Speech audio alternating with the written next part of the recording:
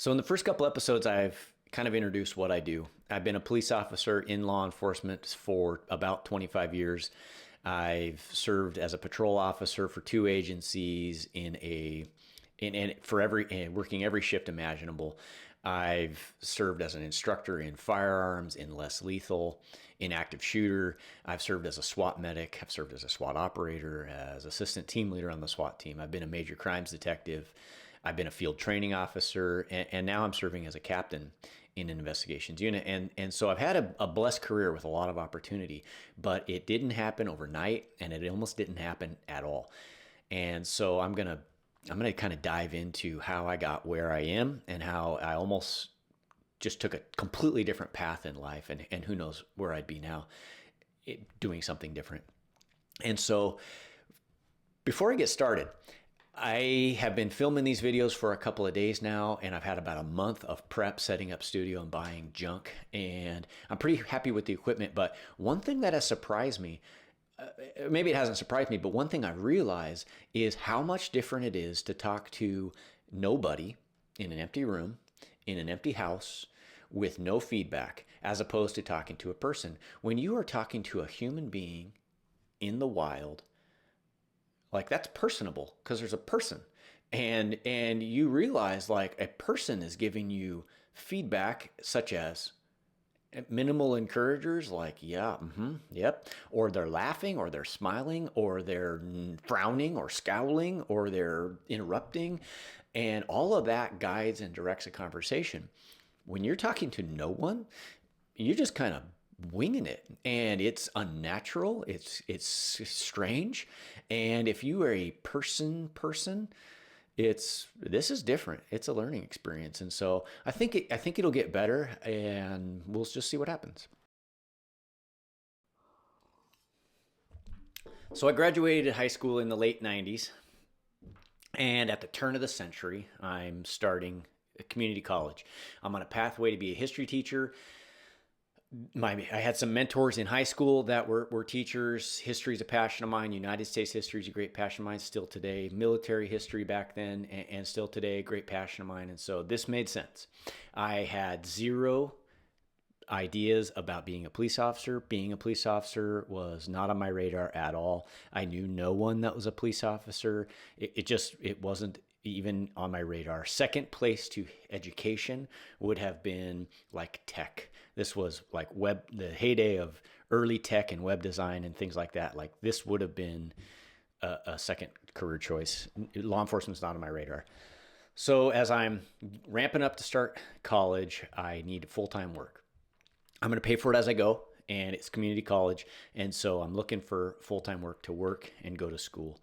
And so I apply at Sears, and I apply at Walmart in the photo department. Back then, the photo department was the guy you brought your film into, and then they developed your film. Or probably they sent it off and it came back and they gave you your pictures. I don't actually know, because I don't get hired there. It was my first choice. I don't know why. Someone back then told me it would be a cool job, and so I was pretty excited about the idea of working there. And then they never called me. Walmart doesn't call, and Sears does. I get an interview with a guy named Rick, who ends up being a cool guy, and he offers me a job in the hardware department, mixing paint cans, selling tools. This turned out to be a pretty cool gig. Like, it was Craftsman, when Craftsman was a name brand, a household brand for everyone. The lifetime warranty on the tools. Sears at its heyday, where Black Friday lines would wrap around the building. Like, Sears was the place to go. And it was awesome. It was a cool job. I spent my time in the hardware and paint section, but they had that treadmills and lawnmowers and appliances and electronics, and like, if you needed something, you went to Sears. Of course, that has changed now, and Craftsman is a different brand now. But back then, this was a place to work, and I was thrilled to do it. And so I'm working in the hardware department, and I'm going to college, and I'm marching right along. I'm making enough to pay for school, and life is good. At some point, while I'm working in the hardware department, shaking paint cans, the manager of the loss prevention department comes out. I knew this guy. I didn't I didn't know him well. And he says, hey, we have an opening in loss prevention. Are you interested? I don't know why he asked me, what it was about me that made him ask, if there something in my work or if he was whatever. I don't know. But he's asking me if I'm interested in working for him back in loss prevention. And so I'm the kind of guy who likes trying new things, in this way. And so sure. Yeah. It wasn't a pay raise, nothing like that, but it was different. And I was curious. And so he piqued my interest. And so I switch from working out on the floor to working in loss prevention. And this is the beginning of my new trajectory, because back then, let's say the year 2000, loss prevention at this store, maybe it was a corporate expectation. Somehow I doubt it. We just took loss prevention and shoplifting so seriously. And so we're watching cameras, we're working, in regular clothes out on the floor, watching for shoplifters, and we are just busting people left and right. Like, it was fun. The expectation was we would stop people, we would detain people. We chased people into nearby neighborhoods, which weren't the greatest neighborhoods. These weren't the greatest neighborhoods. And I didn't even know anyone with a cell phone. We just drag them back to the store, run 3 blocks into a neighborhood. We carried handcuffs, which we bought at a novelty store in the store. And listen, this manager was not a like teenager or, a 1920 something. This was like a grown guy, and this was it, man. And this was the store manager's expectation. We were like store heroes. We would go running through the store, out into the parking lot, arresting shoplifters. And this is really kind of where I started to go, this is fun. This is fun.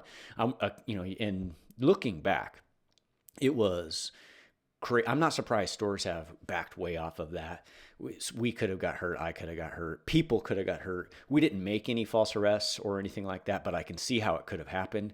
We were pretty careful. We're watching people shove stuff in their pants and things like that. It was low hanging fruit. It was easy to find shoplifters. And so, but like high liability, looking back, I get that totally now. But then, man, as a 19, 20-year-old, giddy up. And so as I'm doing this, the local law enforcement agency in the jurisdiction the store was in, they get to know me. And they're coming by and they're collecting written statements and typed statements, and I'm handing over cases to them and bad guys to them, so to speak. And they're impressed. And I know this because they start to recruit. They drop off an application. They ask me if I'm interested in law enforcement. Have you ever considered a career in law enforcement? No, I'm going to college to be a history teacher. And a couple of them were fairly persistent in asking and suggesting, you really should look into a career in law enforcement. You really got a knack for this. And so I'm considering what they're saying, but I'm really not taking it too seriously until one day this crusty old sergeant walks in, and he's holding a business card and an application. And he says, so I understand a couple of my guys have encouraged you to apply for a career in law enforcement. And I said, yes, sir. And he says, have you turned in your application? And I said, no, sir. And he hands me his card, and he hands me an application, and he says, you will fill this out. And of course, there's no recourse if I don't, but I took his clue and his recommendation, and I filled out the application. So I'm still at this point I'm 20, and I'm still a young kid with, a short attention span, and I'm still not sold on the idea. And so this is an application that is handwritten. There's no online forms. There's no online application like there is now. And you have to deliver this thing in person. And so on the day it was due, within minutes of the time it was due, I walk into the police station with the application, and I turn it in, pay my application fee, like at the buzzer. And so flash forward, I get a call, and I'm invited to the test. And they probably invite everyone to the test, everyone who's eligible. And so back then, what you have to understand about the early 2000s, late 90s, really for the first 10, 15 years of the 2000s, cop work was highly competitive. It was it was like hundreds of applications for a couple of jobs. And so hundreds of people would show up, like 1 to 200 people would show up for these test days, and all in hopes of getting this 1 or 2 jobs that was open. And so highly competitive back then, way different now. That's a different podcast or a different video. And so I would later like meet people who had been testing for years before they got hired. And so it's going to work out really lucky for me. I'm very fortunate, and I recognize that. But at this point, I don't know any of that. I'm just kind of aloof. I'm not going at it with a full head of steam like I should be, like I would tell people to do now. So I get invited to the test. Let's say it's 8 a.m. And the test sequence, at least back then, it's very similar now, but back then in our region, in our state, kind of statewide as a standard, the test would go like this. You show up, you do a physical agility test, which had 4 components: a 300-meter sprint, push-ups, sit-ups, and a 1.5-mile run. The 300-meter sprint needed to be done in a maximum allotted time, which was pretty quick, although it was very achievable. Sit-ups, let's say it was like 38 sit-ups in 2 minutes, and push-ups, let's say it was like 28 to 30 push-ups in 1 minute, and then the 1.5-mile run, which needed to be completed in less than 14 minutes ish. And those are approximates. It's an old memory. We don't use that test anymore, but that's a different story too. And so after the physical agility test, everybody who passed every component would then go to a written test and then an oral board test. And depending on where you're taking the test, sometimes they break these up to different days. In the test I'm going to take, these happen to be all the same day. And so I live about, let's say, 25-minute drive from the test location. I drive a 1995 Mazda pickup. I live in an apartment on the 3rd floor by myself. And I'm giving myself exactly enough time-ish to get to the test and take this thing. And so I walk out of my apartment, down to my truck, doors locked on the truck, obviously, reach in my pocket, no keys. Dang it, I left them in my apartment. So I walk back to my apartment, doors locked, I got no keys. They're inside. I know no one, there's no cell phones. My neighbor, if I knew them, they're not available. What I remember is I have no way into my apartment. And so I panic for a second, and I walk around to the back, and I'm looking up at the 3rd floor, and I'm looking at my watch, which, I've always wore a watch. And I'm like, damn, is this just like doomed, or is there some possibility? And I noticed that my kitchen window on my 3rd floor apartment is open, like this far. And so I'm going to climb for it. And so there's, like a lot of apartments, there's patios off the back of each apartment. So I'm standing on the floor 1 patio, which is ground level, and I shimmy up the drain pipe to the 2nd floor, climb up onto their patio, and then I shimmy up the drain pipe to the 3rd floor, clinging to this drain pipe now, 30-something feet in the air. I climb over the rail onto my patio, and now I'm on the 3rd floor patio of my apartment. But the kitchen is not off the patio. It's just off the patio, where like standing on the patio, you can like reach it. And so I have to hold the rail, reach over, slide the window, and then I have to get in this apartment kitchen window and there's nothing below it. And so I jump, and I'm holding on to the windowsill, like feet on the apartment, clutching this windowsill. I push myself up and flop myself into the sink, roll onto the kitchen floor, and I'm in my apartment. I run and grab my keys. I run out the front door, down the staircase to my truck, and I fly to the test location. I get to the test location, I make it in time, and I take the physical agility test.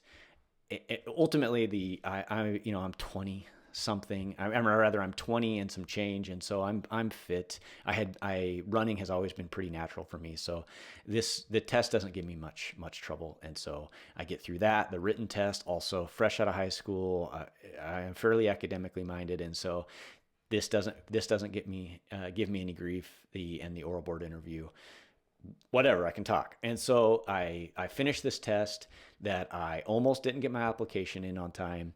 I almost am late to the test because I have to shimmy up a drain pipe, and I make it to this goofy thing by the skin of my teeth and then take the test. And so just pausing right there for a second, the test, just like tests were back then, there were hundreds of people at this test, 1 to 200 people at this test. And so huge turnout. And, in hindsight, I did not give this thing the seriousness that it deserved. There were a lot of people there who had been testing for cop work, and I get lucky. I come out number 2 on the civil service list. Number 1 ended up, and I only vaguely remember this, number 1 ends up having some sort of integrity thing, and he's eliminated off the list, and I become number 1 overnight. So I'm number 1 on a civil service list of however many people, and I get the job. And so as now, same as back then, when you get hired, you kind of kick around your agency for a little bit, and then eventually they send you off to the state academy where you go to school for 5 months, which the academy experience is a whole other podcast all by itself, a whole other episode all by itself. But I get hired, and I'm kicking around the department, and I have my academy date, which is, say, within a month. And before the academy starts, 2 weeks out, you have to take a physical agility test. Same one you took back during the application phase, which at this point was like months ago, because the background process takes many months while they call everyone that you've ever met in your entire life. And also, a psychological exam, a polygraph exam, a medical exam. It's a very extensive process. So it's been months since I took the physical. 2 weeks out from the academy, you have to take it again to get into the academy. And so my chief is the chief of police is actually who I'm coordinating with. This agency I started at was quite a bit smaller than the one I work for now. And so I'm working directly with the chief as I'm preparing to go off to the basic academy. And he says, hey, you got your pre-academy physical date set. And also this other guy, he needs to go with you. Would you call him and let him know? So I understand this to mean that there's 2 of us getting hired, and we are going to go to the academy together, and we both need to go to this physical. And so he says, will you call him and let him know the time and date? Not a problem, Chief. I give him a call. I say, hey, I can tell him who I am, who I'm with. Just wanting to let you know that I'm here with the chief, and he wants you to know that we've got this pre-academy physical on August 15th, I think it was. And he says, oh, okay. Does that mean I got the job? Turns out no one had called him to let him know he got hired. I'm apparently giving him that message. And so I say, hey, Chief, he wants to know, does that mean he got the job? And the chief says, yeah, let him know he's hired. Yeah, chief says, congratulations, you got the job. We'll see you Monday at the test. So that's a story that guy and I still like to tell, because he is now chief of police of that agency. I would work there for 12 years and go to a bigger agency, but he is now chief of police of that agency. And I like to tell the story about how I hired that guy, the chief of police, as a guy who had been working for all of like 9 days. And so that's the story about how I became a police officer while on a completely separate trajectory in life, with not a glimmer or an idea about being a cop in my mind, not a seed planted, and how a couple of cops in the jurisdiction where I worked changed the trajectory of my life. And I'm better off for it. I believe I've made a decent career out of this. I've had a lot of experiences and had a lot of opportunities because of it. And so I'm eternally grateful for how my life changed direction.